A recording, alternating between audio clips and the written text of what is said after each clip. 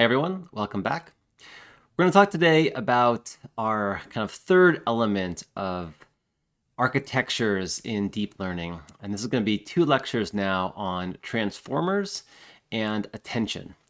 And in particular, we're first going to in this lecture today, we're going to talk about the basic self-attention and transformer architecture. And then next lecture, we're going to look at implementing this again using NumPy to sort of clone a version of a transformer that we see in PyTorch. So this lecture today has 3 parts. We'll first talk about what I'm calling 2 approaches to time series modeling. So transformers in general are much more generic than just time series modeling or sequence prediction, but they first were developed in the context of sequence prediction. And so we're going to introduce them as a technique and tool for modeling time series. But to do that, we need to focus on the 2 different ways we can model time series in deep networks. The first being the recurrent neural network kind of paradigm, or more formally the latent state paradigm that we saw last time in the last 2 lectures. And then what we call the direct prediction approach, which is of which transformers will be one instantiation. We'll then talk about self-attention and transformers. And finally, we'll talk very briefly, just touching on some key aspects of applications of transformers beyond time series, which, to be honest, makes up an equally large portion of their application these days. All right, so let's jump in to start off with, though, and talk about the 2 approaches to time series modeling. So let's recall from last time, or from 2 lectures ago, our basic time series prediction task. So what we have here is we have some sequence of inputs, x1, x2, x3, etc. And they produce some outputs, y1, y2, y3, etc. And typically, the task of time series prediction is to predict the outputs from the inputs. Okay? And these arrows here, again, this is not just like last time, this is not a formal sort of dependency diagram, but these arrows here just sort of indicate the fact that these variables are not independent from each other, or these inputs are not independent from each other. They actually come in some sequential form, and our goal is to predict the outputs given the whole time series up until that point. But more fun, so we talked last time about the recurrent neural network approach to this. But more fundamentally, we can kind of abstract a lot of that away and just say that a time series prediction task is just the problem of predicting some sequence of outputs, y1 to t, so we're predicting all our time outputs, as some function of x1 through t. Right? And this can be kind of any function here, as long as it is sort of a valid function that predicts outputs from inputs, we're okay. But with one important restriction here, which is that yt, our prediction at time little t here, can only depend on the x's we've seen up until that time. So we can't use xt plus 1 to predict yt. And that's sort of formally the kind of causal time series prediction problem. Now, of course, there are multiple methods for doing this. And what we saw last time was the RNN approach doing so, which seems to be in some sense kind of a natural way of doing this. So, but it's not the only way. But let's first look at this RNN formulation. And in particular, what I'm focusing on here is the nature of RNNs as kind of a latent state approach. Okay? And what I mean by that is the RNN approach to time series prediction is that we take our whole input sequence up until some time, say x3 here, and we summarize that or embed that kind of inside a latent state, h3 or in general ht, that, as we discussed last time, the notion of these latent states is they summarize all the information we've seen up until that point. Right? And this is the core aspect of RNNs, is they represent the entire time series via this latent state h. And there are some notable sort of benefits to this, right? For example, RNNs can capture infinitely long history, right? In theory, it doesn't matter how long your state input is, or input sequence is. This hidden state here is capable of representing kind of the entirety of everything that's seen up until that point. And that can be very useful potentially for making long sequence or long time series prediction tasks. Now, the con of this approach, or the challenge of the approach, is kind of actually the same thing, though. Because you are required to filter your entire history through this latent state, in practice, it's often harder than you may expect to incorporate information from the long past into this hidden state. The compute chain, or the compute path from x1 to this hidden state has to go through a lot of different elements here. It has to go through h1, then h2, then h3, etc. And along this path, you have the vanishing or exploding gradients problem, right? And that means these networks are hard to learn. They're hard to perform inference that sort of keeps an appropriate amount of past history around. And this makes latent state approach, though it kind of works in theory, in practice, this makes it rather brittle. And so this is kind of the core, arguably the core challenge with RNNs, this maintenance of a latent state that summarizes the entire history up until now. And so in contrast to this, we can think of another approach to time series prediction, which we'll just call the direct prediction approach. Okay? And the idea here is we're going to, again, make some function that predicts each yt as a function of the xt's up until that point.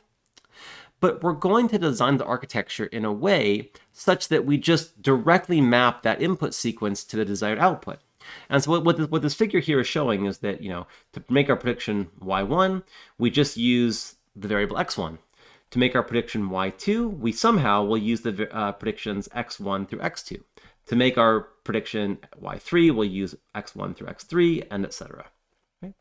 So this approach, obviously, in some sense, it's sort of the simpler approach you could use for this in some sense, right? But I haven't defined what I mean by this function yet. The challenge of this direct prediction approach is that we need a way to actually specify what this function is that can map, any arbitrary sequence x1 through xt to some fixed size output yt. But this sort of notion of designing architecture that can directly predict an output from an arbitrary length input sequence forms the basis for architectures like transformers, but also others. In fact, I'll start by highlighting a different architecture that's not a transformer architecture. So the pros of this is that oftentimes this direct prediction approach, of which we'll see a few examples in a second, it can often map more easily from past history to a future prediction. So for example, depending on the functional form that I choose here, and again, we'll sort of see one in a second, but if I want to predict y4, I could design my prediction function such that, there's the same length path, say, from all my points here, compute path from all my input points to the output y4, right? Well, again, we'll see an example in a second.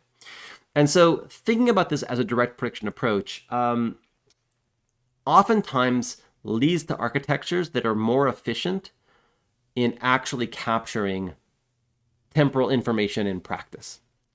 Now, the downside to this direct prediction approach is that is also sort of what the positive, or the opposite of what the positive was for RNNs. There is no notion of a state representation. Right? Remember, in RNNs before, we had this time point, this value h3 there. So if I wanted to add one more input, right, x4, if I wanted to add on x4 over here, I wouldn't need to keep around my whole sequence, right? I could throw away all my past inputs, just form a new hidden state by keeping around h3 and using that to make h4. In direct sequence prediction, we don't have this ability, right? Every time we make a prediction of yt, we need to sort of feed in our entire sequence up until that point. And this sort of difference is going to play, I would say, arguably the key role in terms of the pros and cons between RNNs and methods like transformers for time series prediction. But so hopefully that gives a rough sense of kind of these two different approaches, the latent state approach to time series prediction and the direct prediction approach to time series prediction. But before I jump into transformers as an example of the direct prediction approach, I want to emphasize that it's not by any means the only such possibility here. So another very classical method for direct time series prediction are actually just using convolutional neural networks. And so, in fact, I would argue, in some sense, the most straightforward way, at least given what we've seen so far, to specify a function like f. Remember, f has to take in kind of a whole, ideally, you want to take in a whole time series x1 through t and really produce, ideally, all the output predictions. Oops, that should be y5 here. Ideally, you want to take in a whole time series and produce sort of the entire set of output sequences. Again, with this condition that the output y at yt can only depend on the inputs up until that point. But it turns out that a convolutional network with certain forms of the convolutions, these are called causal convolutions often, and the resulting architecture is frequently called a temporal convolutional network. The idea of this form here is that we can define a convolutional network that obeys these exact temporal constraints that we wanted to satisfy in our time series prediction task. So let's just look, for example, at a convolutional network like the following here. So I'm unrolling through several layers here, but let's just look at like a small sort of aspect like this portion right here. So this is sort of one layer of our network. We start with two inputs, x1, x2, and from that we form, say, this hidden state here by applying a convolution. Now, one important thing to note is that the arrows in this network only go kind of forward in time. So they're only kind of going either that way, which is sort of deeper in the network, or this way. I guess it would really be kind of this way, which is sort of saying one step forward in time and also deeper in the network. All right, so if we think about a normal convolutional network, what we would normally do in a convolutional network, and this is a network with, say, no things like max pooling or striding or anything like that, just sort of it's called a fully convolutional network. What we would normally do in this case is sort of take these three elements, say, and convolve them with some filter to produce this next point. But of course, we can't do this here, because if we did this, then we would have a state z subscript 2, which would depend on x3. In other words, we'd have some latent, or not, I shouldn't say latent state, we have some hidden state at time 2 that depends on the future. We can't have that here. So the restriction we have to impose on a temporal convolutional network is that all these convolutions, again, are what are called causal convolutions, and that just means that they cannot have any influence. They can only have arrows that go kind of from previous time steps to the current time step, or from the current time step to the current time step. All right, so you could of course have deeper arrows too. So for example, this would be an okay connection to have, but you cannot have connections that go backwards in time like this.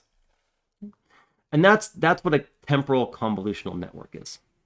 And so formally speaking, the constraint of a temporal convolutional network is that our hidden state at time t at layer i+1 can only depend on the hidden state on layer I. I guess you could have skip connections too, that's fine. But in general, sort of a single layer will only depend on the previous state I. But importantly, can only depend on some previous states in the previous layer up until that point. Okay, and there are actually very many temporal convolutional networks that have achieved very good performance. For example, the WaveNet network for generating speech from text uses a temporal convolutional network and has very, very long time dependencies. Now, this network itself that I'm showing here is a bit simplistic, of course, right? But I also actually want to use it to highlight some of the key limitations of these networks here. So let's think about sort of the challenges that a network like this might have with predicting time series. So one sort of obvious notion here is that in order to make a prediction at time 5, say, in order to sort of, and let's just assume for now that actually this is our actual network. So there's one layer here, but there aren't like repeated layers here. What we see is that state y5 through this chain of dependencies does depend on x1. But if we have the next element of the sequence here, y6, that would only, and I won't draw all the arrows here, but that would only actually depend on the inputs up until x2. Right? There's no path that has any influence from x1 to y6, and this using this sort of same pattern mirrored over again, right? So this same kind of pattern here. And what this means is that this time series prediction network or architecture has relatively limited what's called receptive field. All right, and this brings us to sort of the main challenge with CNNs for dense prediction, which is that the receptive field, or sort of how far back in the past they can look to make a prediction, is inherently limited by the choice of convolutions and the depth of the network, right? If you have a simple set of convolutions like this, where each state only depends on the current state and the past state, right? So it depends on this state here, depends on the input at that time, and then the input at the previous time. Then your receptive field size is only going to be as large as your depth of your network. And that seems very limited, right? If we sort of potentially want networks that can look very, very far in the past. This was supposedly the whole benefit of RNNs, right? Is they could contain potentially an infinite time history. And it seems like we're giving up a whole lot if we're going to use an architecture like CNNs for this. Fortunately, though, there are some ways of dealing with this problem, even in convolutional networks. What an obvious thing we could do to sort of mitigate this problem is just increase the kernel size, right? We could just sort of increase the size of our kernel. And this would, have, instead of having, just depends on the previous time step and the current time step, we could depend on the previous 2 time steps, the previous 3, by just decreasing our kernel size. We could add pooling layers and stuff like this, or we could use dilated convolutions. But each of these has some negative side effects associated with it too, which seem kind of odd, right? So for example, if we want to increase the kernel size, that seems like a good thing, but it also increases the parameters of our network, right? So every time we increase our receptive field, because we are then adding sort of an additional set of filter weights to our convolutional kernels, we have to increase the parameters of our network every time we want to have a larger and larger receptive field size. So if you wanted a receptive field size of in the thousands, perhaps, this doesn't seem that practical here, right? Or at least you would need a very, very deep network to do so with a large kernel size, etc. You could also add things like pooling layers, right? That's how we kind of captured longer spatial temporal dependencies in images. But pooling layers often are not as well suited to these dense prediction tasks, right? Remember, because we want to predict all of our output sequence from our input sequence, ideally kind of all at once, right? And so methods like pooling layers are less well suited somehow to this operation. We can also use dilated convolutions, right? So remember this before was sort of this case where if you have some sequence like this, to form the next sequence, to form our prediction, rather than just taking every single element here, we would take only every, say, 2 elements, right, and spread out kind of the filter points of our convolutional filter. But this is also a bit odd, right? Because maybe this works, and to be clear, people do all of these things, especially dilated convolutions and larger kernel sizes, when you implement temporal convolutional networks in practice. So that these are all done in practice, but they also have these downsides, right? So dilations like skip over parts of the input. If you really want to skip over parts of the input and sort of not look at this piece when looking at the next layer, or sort of only do it indirectly because you have some dense, some smaller, denser or undilated convolutions, some dilated ones. It raises a lot of sort of architectural questions that have a lot of trade-offs involved. This is going to bring us to an alternative approach for doing something very similar here, which is called the self-attention operation leading to the architecture of what we call a transformer. This architecture was relatively recent in deep learning. The paper that proposed it came out in 2017. But since then, it's become kind of one of the most dominant architectures in all of deep learning. All right, and we're going to talk about transformers as applied to time series right now, but it really is not an exaggeration to say that we are kind of in the age of transformers when it comes to deep networks for computer vision, for natural language processing, for audio processing, all these sorts of things right now. Transformers tend to be at least if compute and sort of training costs and inference time costs are no are no concern, these seem to be the best performing architectures that we currently have. And so we are currently kind of in this age where the best models, right now at least, tend to be some form of transformer architecture. We're going to talk about it, as I said, in sequence prediction, but this is now also true, I do want to emphasize, in virtually every domain that's going on right now. Okay, so what is self-attention and what are transformers, and how do we sort of get from this motivation of direct prediction and receptive field size to this notion of transformer?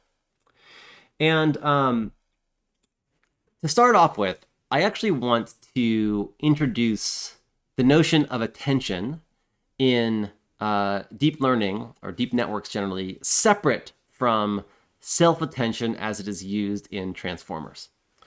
So this name attention is, again, a great marketing term. It sparks all sorts of notions about networks that pay attention to certain things or attend to certain sections of the input, stuff like that. A very anthropomorphized term, certainly. But attention in deep networks basically means any mechanism where individual components or states in this network are weighted and then combined together. That's maybe a overly broad definition, but I think it covers, I think it's actually a pretty good definition. It covers kind of the majority of what we mean when we say attention in deep networks. And in fact, attention in deep networks was originally proposed in a different, using a different sort of architectural form than self-attention that is currently used or commonly used now in transformers. And it was introduced in the context, actually, of recurrent neural networks.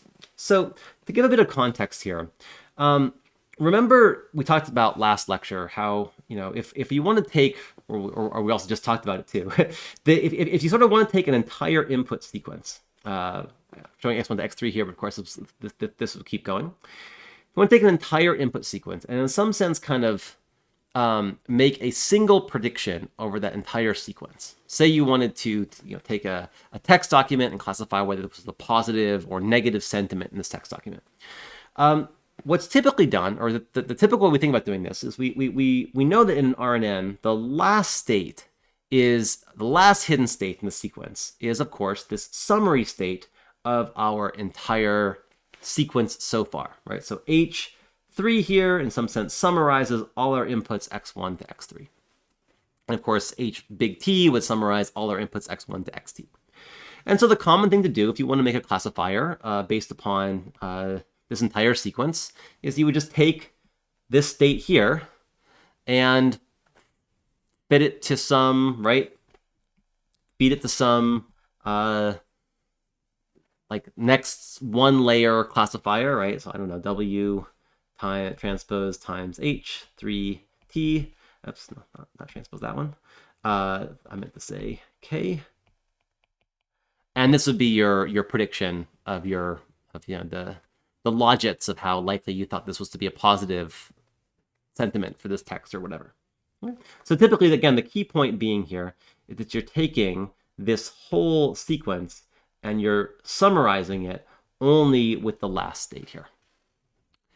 But it's also true that this, for all the reasons we talked about, is very imperfect, right? No matter how good LSTMs and all these fancy, mechanisms for RNNs get, this last state will ultimately depend less on x1 than it will depend on x3, right? Just the compute chain to get here is just longer than the chain to get there. And this is especially true if you go out to very long time sequences, right? The influence of the first points fade. This is the whole problem of exploding or vanishing gradients. And so making your prediction just based upon the very last element in the sequence tends to favor the content later on in the sequence, right? And that's often something you don't really want to have. And so to avoid this, what was devised was this mechanism called attention. Okay, so attention basically says we're going to take our hidden states, but we're not just going to take our last hidden state, right? Normally we would take this last hidden state here, use that for your classifier. Instead, we're going to take all our hidden states that we produce over all time, and we're going to combine them in according to some weights. And so in particular, we're going to combine them into this variable h here, h bar here. And the way we do that, and I'll kind of write these equations now kind of in reverse order here, but the way we do that is we take h bar is going to equal sort of the weighted sum with some weights of sum from t equals 1 to t of our some weights wt times ht in our last layer. Okay, so we're just going to basically take a form h bar as a weighted combination of all the hidden states over our whole network. And if we do this properly, there's the potential to have a much more direct path of influence from, say, x1 to our predictions, because we're combining this term here, right? We're also including h1 in our weighted sum. And so if the weight on this term is high enough, then we're going to have a lot of information about x1. Now, the question, of course, is how do we go about actually computing these things? How do we go about really understanding how we form, how do we find these weights, these relative weights? And the answer here is, well, we don't have to predefine how we're going to use it. You could just like take their average or something like this, but oftentimes you want to sort of weight them in a way that depends on something about that term, about how important that term is. So what's common is to use kind of some sort of self-weighting mechanism here, where you form, say, some zt, which would be something like a vector theta transpose htk, and that would sort of be, a relative weight, or like kind of a logit of the weight, and w would just be the softmax of the z's. So the z's are basically the pre-softmax weights of each term, and then you take a softmax to convert that to a set of weights that a set of positive weights that sums to 1. And this mechanism here is one way of combining the elements that we've seen over our entire time series in a manner that sort of treats every time point the same.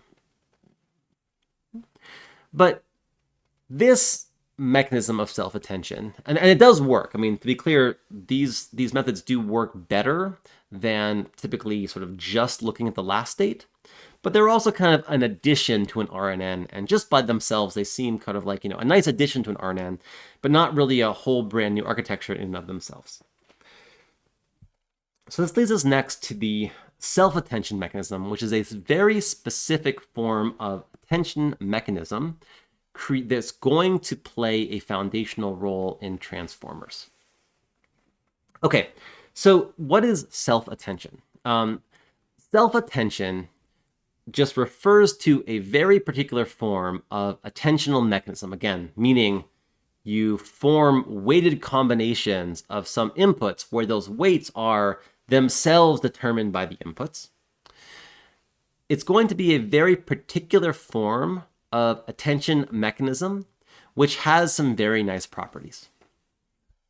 So the way that attention is usually thought of, the self-attention block here, is usually thought of as a function that takes 3 arguments, k, q, and v. K, q, and v are all matrices within they're in RT by D, and they are called keys, queries, and values. Now, I am of the personal belief, and I've stated this many times publicly, so this is not new information. I'm on record as saying this. I think this naming convention is actually one of the least helpful semantic designations that we have in deep learning. I get very little intuition out of calling these things keys, queries, and values. It seems way overly dependent on like information retrieval mechanisms and doesn't respect the symmetries that are actually there in this whole thing. And it's just a very, very bizarre sort of nomenclature here. If you have read some other posts about transformers and really find this key, query, value designation to be helpful and helps your intuition about it, that's great. I'm very happy for you. I find them utterly unhelpful, and I find it much easier to understand self-attention just as a set of sort of matrix operations, right? Because this linear algebra operations is what they are. But let's sort of think about this. So I will from now on very sparingly use the terms keys, queries, and values.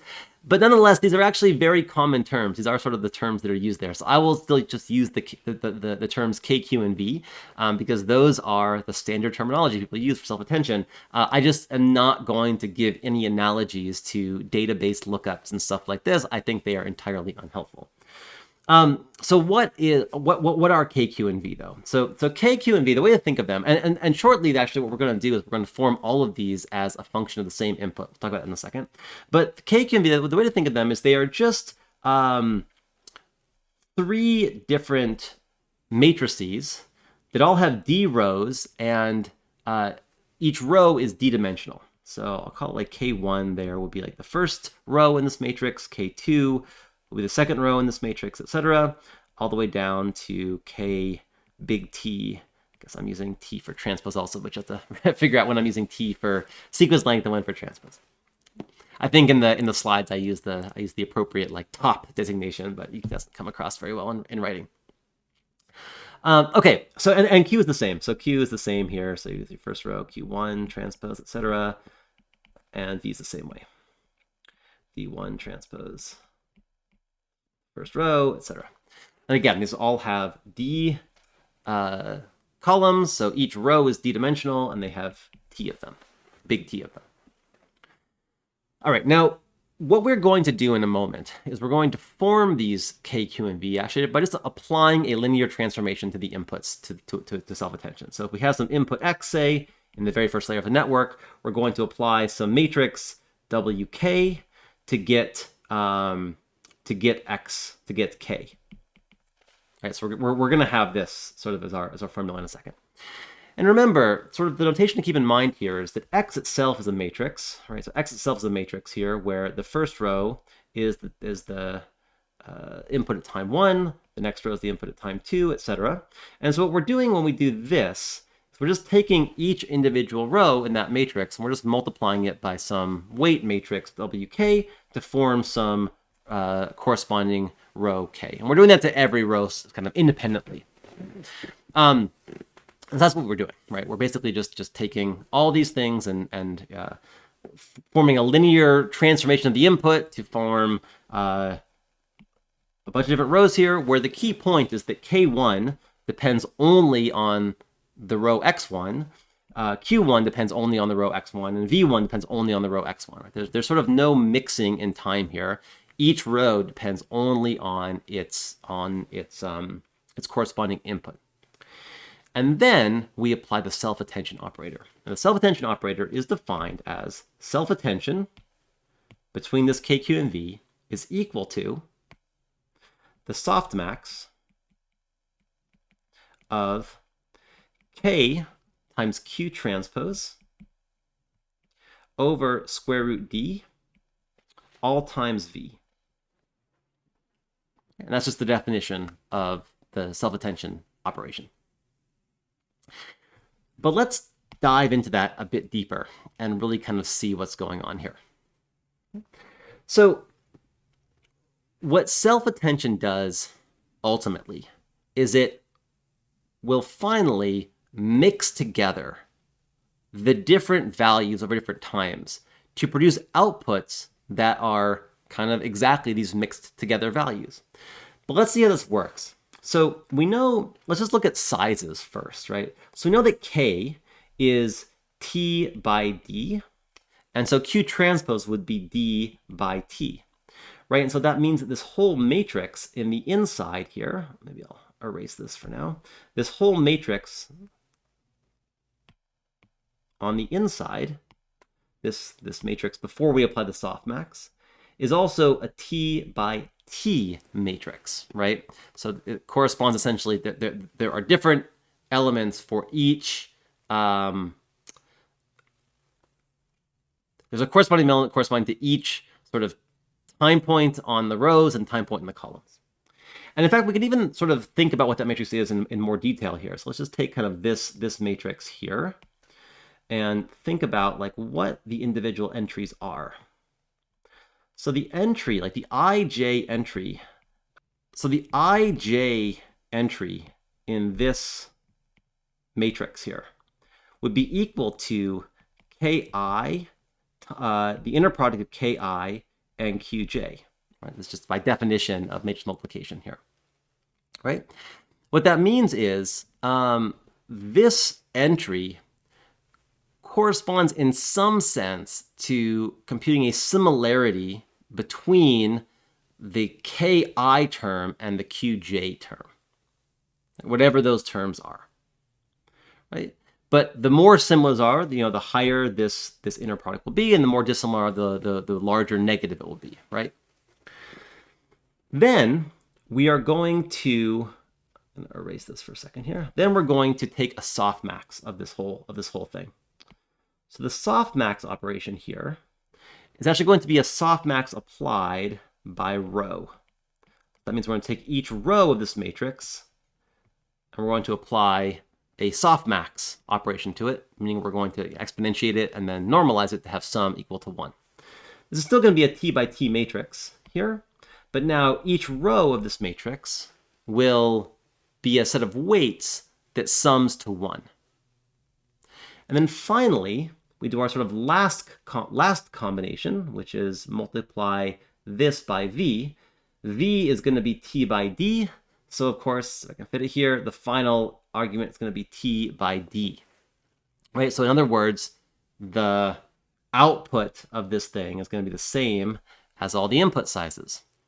But importantly, what's happening here is the following.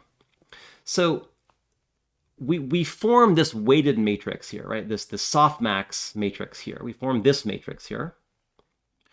And then we multiply that by v.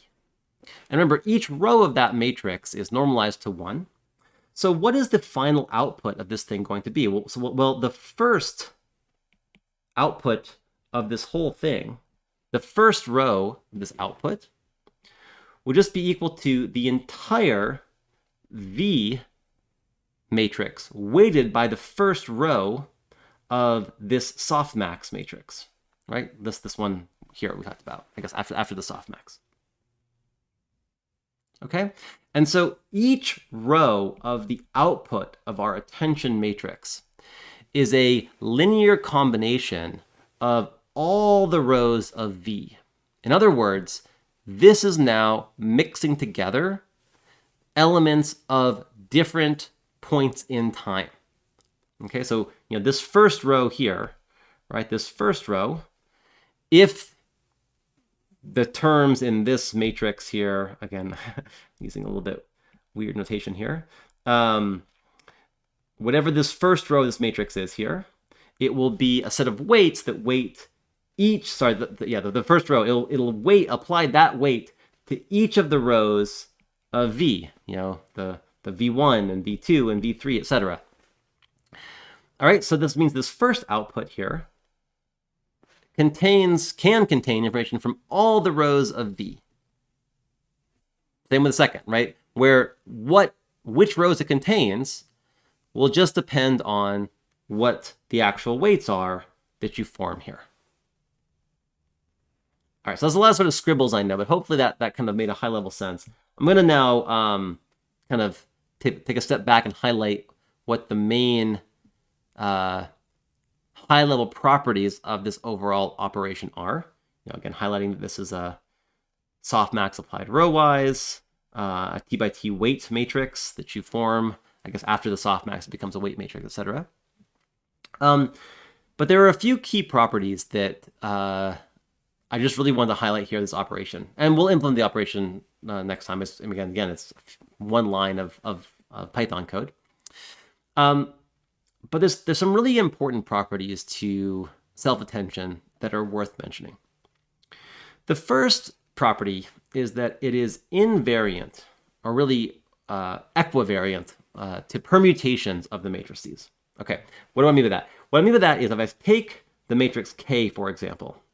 So say if I take K, that has a bunch of rows, K1, K2, etc.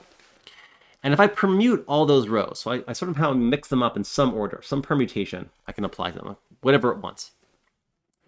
If I apply a permutation to that and to also Q and V, the same permutation, then the output of my self-attention is just going to be the permuted form, the same permutation applied to my original output. And you can just sort of see that by inspection, right? So sort of all these operations, you'll just form kind of a permuted version of this weights, and you'll apply those same permuted weights now to the permuted form of V, and you get the exact same sort of permuted set of outputs. This is actually called, this is not called invariant technically, it's something called equivariance, because it means that if you apply a permutation to the inputs, you get the same permutation. The output is the same output permuted with that same permutation. So that's sort of one nice, I would argue nice property, but maybe that's not so nice, right? Think about time series, is that a nice thing or not? The other sort of important property is that it allows influence between over all times. And this is sort of hopefully also apparent from what I said before, is that basically you get a certain amount of mixing between time with V, and this allows what you can kind of imagine maybe is that when you have something like direct series sequence prediction, where you sort of want to be able to predict sometimes and many other times, including potentially very long in the past, this can be a very, very nice property. I should also mention something here, which I didn't state, but it's important to sort of also emphasize, is that this allows influence between over all times without increasing the parameter count.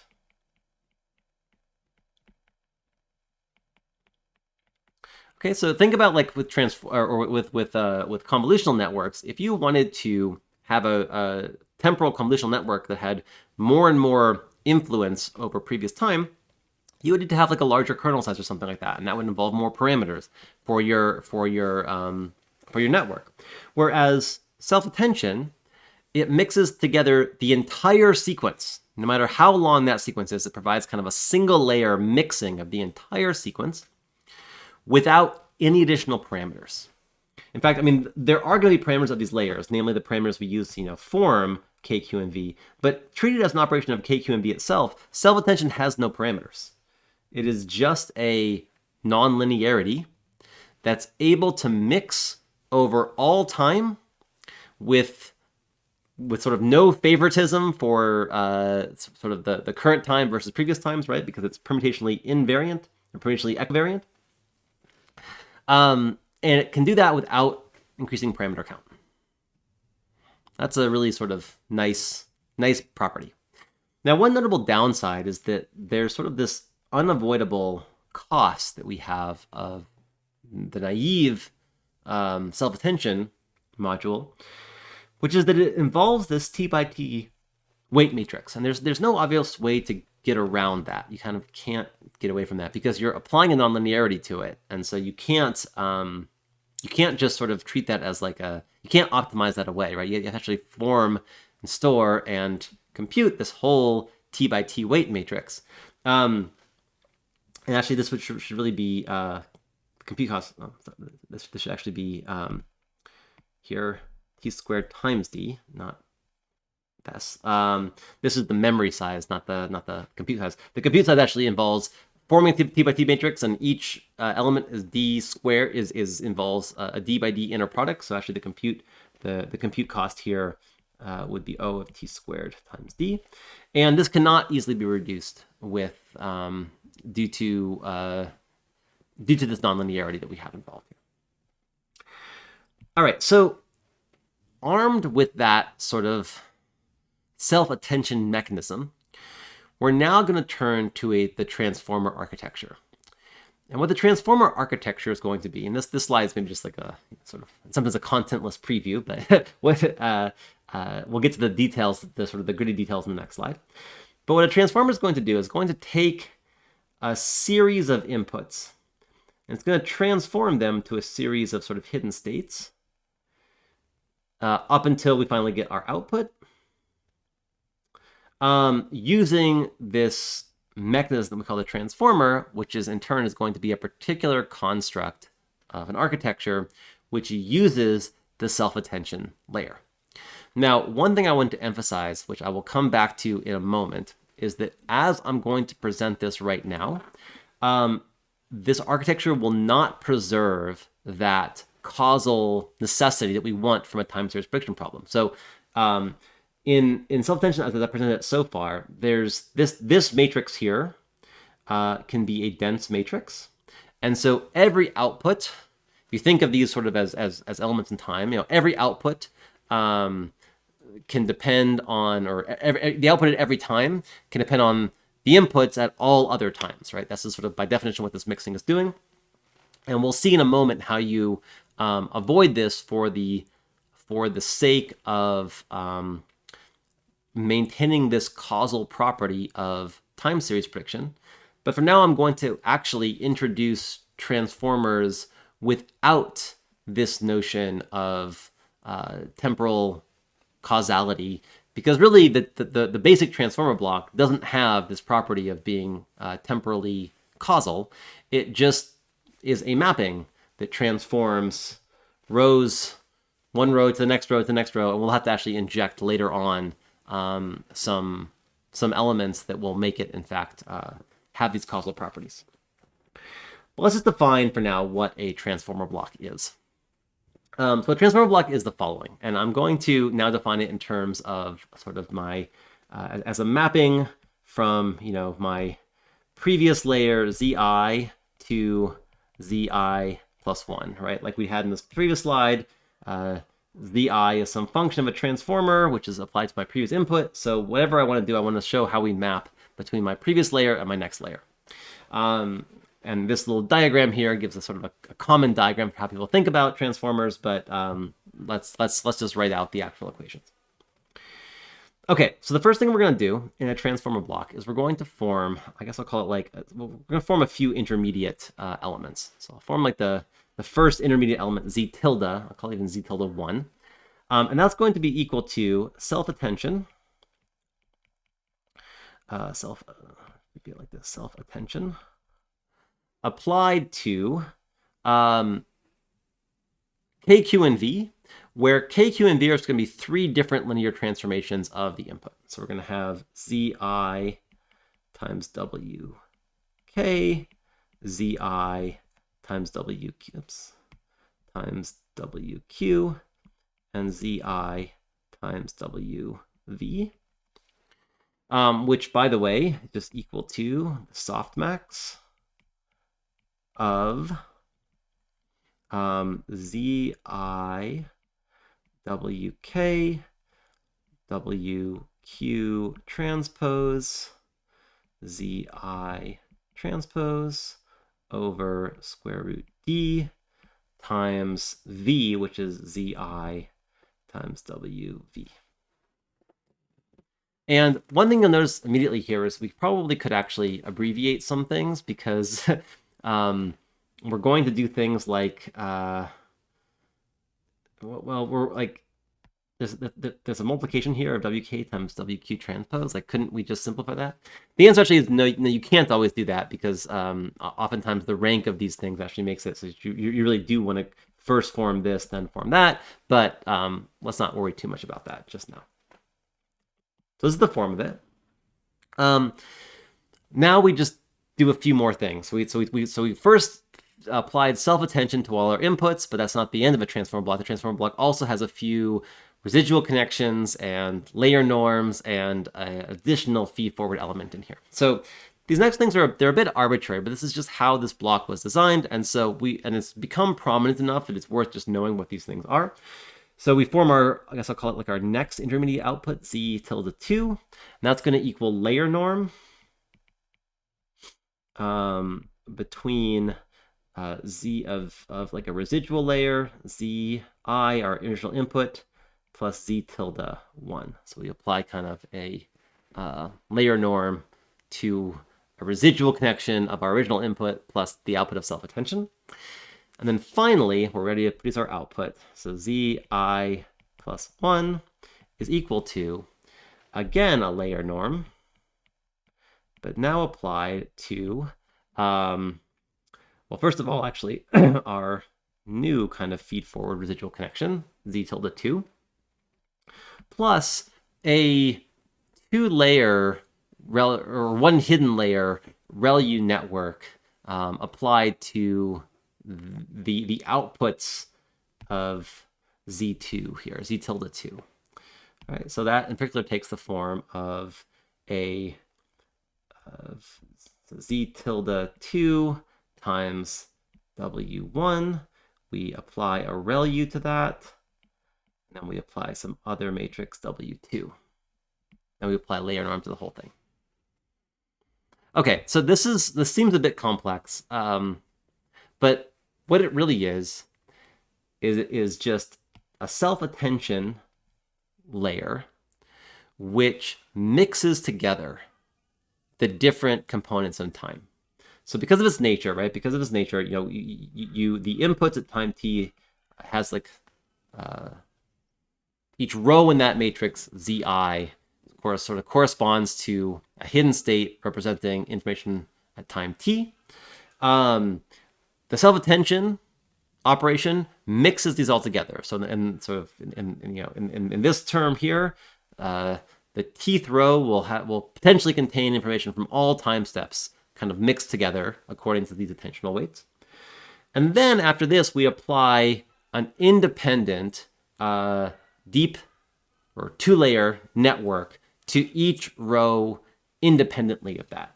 So remember, like this thing here, the way to think of this is you can just think of this as like a two-layer network applied to Z as if like the rows of Z were the different elements in a mini batch, right? And this is in fact exactly the mini batch form of a two-layer network we talked about way back when we talked about MLPs.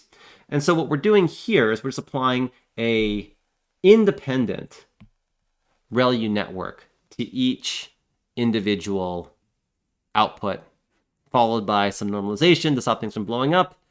And where that normalization goes actually is under some amount of debate. People can debate, like you get better performance sometimes not by doing this exact thing, but by putting it in a little different place, the layer norm. But this is how the default transformer in PyTorch works, so I'm going to follow that convention here. And in fact, it was the original transformer as well. And so I'm going to state that. And again, some things seem arbitrary here, but the high level is you are using self-attention to mix together different times, then you're applying an independent feed-forward network, two-layer feed-forward network, plus some layer norm thrown in to each time step independently. And that is what a transformer block is. Now, there are a few sort of challenges that come up, which you may have already identified if you sort of were thinking about time series prediction and thinking about kind of this figure here. Namely, this figure here, as I said before, does not obey, and with this format here, with these formula here, does not obey that constraint that I mentioned before, that the past time steps cannot depend on future time steps in their input. So if you just implement a transformer like this, things wouldn't actually work. This would not be correct. it would give an incorrect result because each self-attention layer could mix together points from sort of all times to produce the output. And so this is sort of nice for time series for some reason, right? So that like the nice elements are the fact that we can get a full receptive field within a single layer. So going back to like temporal convolutional networks, we have to stack many of these things together in order to get a large receptive field. Whereas the beautiful thing about self-attention is that with a single application of self-attention, you can mix all the points in time together. Additionally, mixing over time does not increase parameter count. That's what I mentioned before, right? So you get, within a single layer, you get mixing over the whole time series, but without any increase in parameter count, no matter how long your time series is, right? You can apply this to whatever length time series you want. You'll have full mixing over the whole sequence, and it will not increase the parameter count. But there is some downsides to this. So again, all outputs can depend on all inputs. This is not what we wanted for temporal sequences, right? We wanted outputs to only depend on the input up until that point in time. Disadvantage sort of number one. And disadvantage number two is that there's no ordering of the data. So remember, we just sort of talked about how transformers or self-attention was permutation equivariant. And what that means is the outputs of prediction on a time series would look the exact same whether or not you shuffle that time series. I mean, it'll look like the shuffled output of the time series, which is often not what you want in time series, right? In time series, the order really does matter. And so you want a way of actually encoding order into this thing. And so the next two additions we're going to make to transformers are and really to self-attention, to be clear, are exactly the elements that kind of fix this problem here, or fix these two problems here. So let me first talk about the idea of these acausal dependencies. So the problem with our transformer, right, is that this matrix here. So look at this matrix here, after the softmax. This is a dense matrix. Okay, so this is some dense matrix here that each row corresponds to the weight, right? It corresponds to the weight of the corresponding sum of V. So this is V. This is our I'll call this like A. Oftentimes the attentional weights are called matrix A. So each element here corresponds to like the weight of the different times. So this means that the output at time 1 can depend on time 2, time 3, time 4, time 5, etc. And this is a bad thing, right? We often don't want this. We don't want the output on time 1 to depend on anything but time 1. And so what we can do to overcome this is to ensure that all the elements above the diagonal in the A matrix were all equal to 0. So if we could ensure that, if we could ensure that all the elements were equal to 0, then we actually would respect temporal consistency within our matrix, right? So the first output would only depend on the first input, so it always just be the same as the first input, because it has to be 1 if you take a softmax there. Then these two, the next element would depend only on the first element, second element, then the first, third would depend on the first 3 elements, etc. And so this actually would, if we are able to force our softmax output to look like this, then we actually can achieve what we want to achieve. And so the way we do this is we just, you can just sort of multiply by all zeros on the upper triangular and then renormalize. But a slightly nicer way of doing it is to write this as our softmax is going to be our softmax of our original kind of inner product of the K and the Q matrices, but then minus some mask matrix, where the mask here is going to be equal to an element that's all zeros here, and on the upper diagonal is all infinity.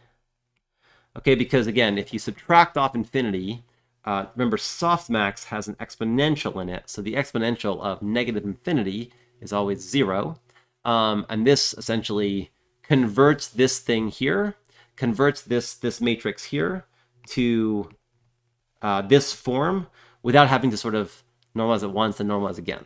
Right, so this is sort of a nice way to sort of run that normalization. And that's how what it means to form masked self-attention. Right, so you form this mask here, and this form of mask is exactly what is sort of typically input into something like PyTorch. Now, one thing to keep in mind is that what this mask means is that because we know that all these terms are going to be 0, they're going, it doesn't matter what K and Q are for the upper elements here, because we're going to subtract off infinity anyway, so it's going to be negative infinity regardless of what the actual output of this inner product is. So in theory, we actually don't need to do a lot of our inner products. We could just compute the inner products for the lower triangular portion. However, again, given what you know now about matrix multiplication and how this is done efficiently with tiling, it perhaps is no surprise that this is not that big a win. And it turns out that in practice, it's way more common just to do the whole matrix multiplication and then mask out and then just zero out or infinity out the elements that we don't need. So do it and then throw it away that computation, just because matrix multiplication is so fast, and it's just better to do these things for big rectangular matrices than try to come up with special cases that handle lower triangular blocks only. The second aspect of transformers that is sort of ill-suited to time series prediction is the fact that these things are, as I said, positionally invariant. So the output of the network, if I permute all the inputs will just be that same output now also permuted. And this is not a good thing for time series, right? We don't want to read the sentence the same way, regardless of the ordering of the words or things like this. And so to do this, what's done is that we need a way of embedding sequence information into our raw input series. So if we have our series, x1 through x big T, we need a way of actually injecting information about where in the time sequence each of these points actually is. And so the way this is typically done is with what's called a positional encoding. And all positional encoding is, it's just sort of a matrix that tells each row kind of where it is in the sequence. And the common thing to do for, at least for sequential positional encodings, is to use something that looks a bit like a Fourier series, if you're familiar with those things. All they really are is some function like sine of omega 1 times the time step, which in this case is 1. The sine function sort of encodes, this would be different, for example, than the sine of omega 1 times 2, and so would encode the fact that these two are in fact different, and that this point here occurs at time 1, this point here occurs at time 2, all the way down to sine of omega 1 times big T. Of course, just doing this for one frequency is not enough because sine is periodic and also kind of can loop background on itself, stuff like that. Like, this is not sufficient to differentiate all the points. And so what's actually done is use a number of these different positional encodings with different frequencies. So omega 2. Again, this is actually very, very similar to a Fourier basis for those that are familiar with that. But if you're not, don't worry about that. Times 1 sine omega 2 times 2 sine omega 2 times t, etc., all the way up to, say, sine of omega n times 1, if there were n dimensions here. Sine omega n times 2 sine omega n times t. Now, oftentimes this is actually not applied, and the omegas here are just frequency terms, and they're typically chosen according to something like a logarithmic schedule. Again, the only reason for these terms there is to introduce some sort of differentiation so that the network knows, hey, this point here is not just xt, but it's xt that occurs at time t, and this is x2 that occurs at time 2. And so that's the nature of these positional encodings. They're just sort of additional information that we add, and we do just add them. We just add it because in high-dimensional space vectors we're all kind of orthogonal, and so you can kind of add these things together. If that doesn't make sense, don't worry about that. It's I'm being a bit cavalier here with my definitions. But you just add this information on so that each input kind of knows where in the sequence it actually occurs. Now, typically, you also don't do this to the input itself. You do it to like a projection of the input. So you have one more projection before you actually apply these positional encodings, but that's the basic idea. Okay. But now with these two properties, you really have found a way to largely address the two challenges that we had. So, we no longer have the fact that outputs depend on all inputs. By masking, we're able to avoid that. And by using positional encodings, we're able to actually avoid the bad side of the fact that there's no ordering of data and get only the good parts, which are like the fact that, there's the same length compute chain from any point of input to the output over all the time that there is. And so for all these reasons, and just through practice and experimentation, people have found that for most time series problems that we care about, these sorts of networks do a lot better than either recurrent networks or temporal convolutional networks. There are debates of whether this requires more data because sometimes there's sort of less structure built into these networks. You might need more data to learn good parameters for these things. But the idea, and just what's borne out empirically, is that for even seemingly reasonable sizes of data, these sorts of time series methods. These methods just do better when it comes to time series prediction than other approaches that we have that we've seen before. Okay, that actually is all I'm going to say mostly today about transformers. Next time we will of course implement one of these things. I just want to briefly mention that there's no, although transformers were developed for translation was their first application they were used for, which is sort of a sequential prediction task, whereas they have a generation component in translation. Although they were first developed for these time series prediction tasks, the reality is this mechanism, meaning combine data points via self-attention, plus maybe some additional masking or something other interesting notion, plus then apply independent deep networks, like MLPs, to each sort of location in our time series or in our image or whatever individually. This paradigm has essentially prevailed these days as the dominant paradigm for most high-performing architectures, I would say, in deep learning.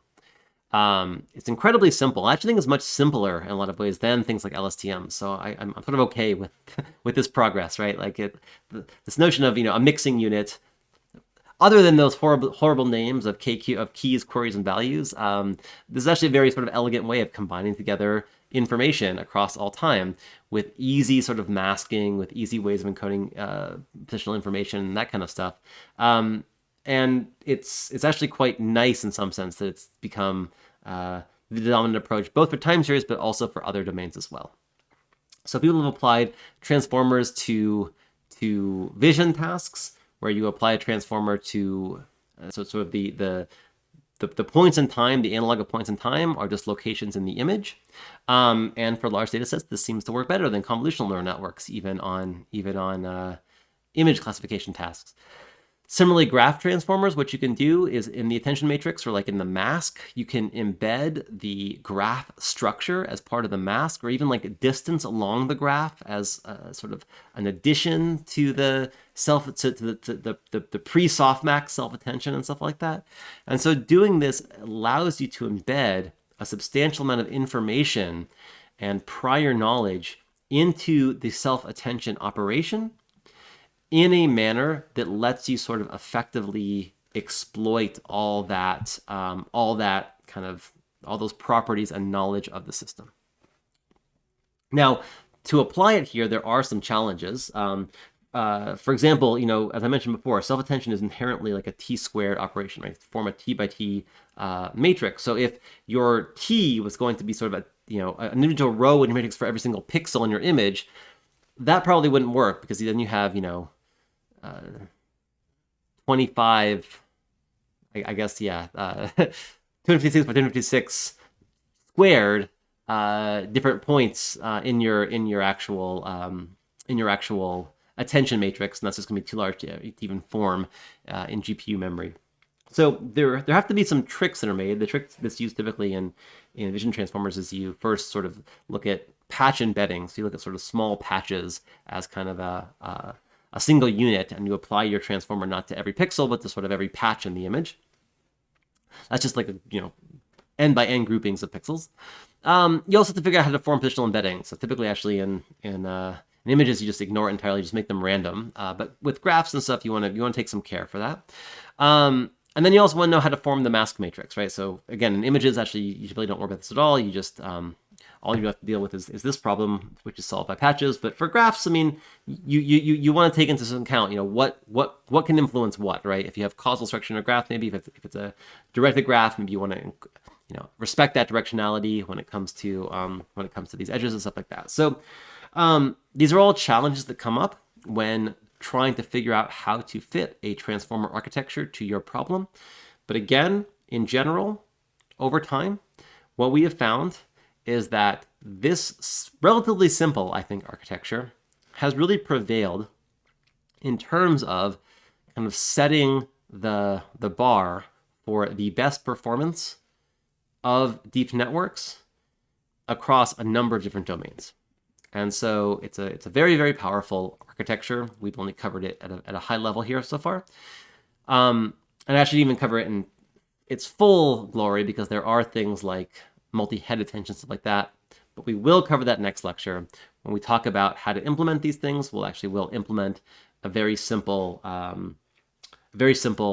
transformer architecture, which will include self-attention, include all these things, include masking, all that kind of stuff. And again, as you're used to in this class, it will only involve a relatively small number of lines of code. All right, so see everyone next time.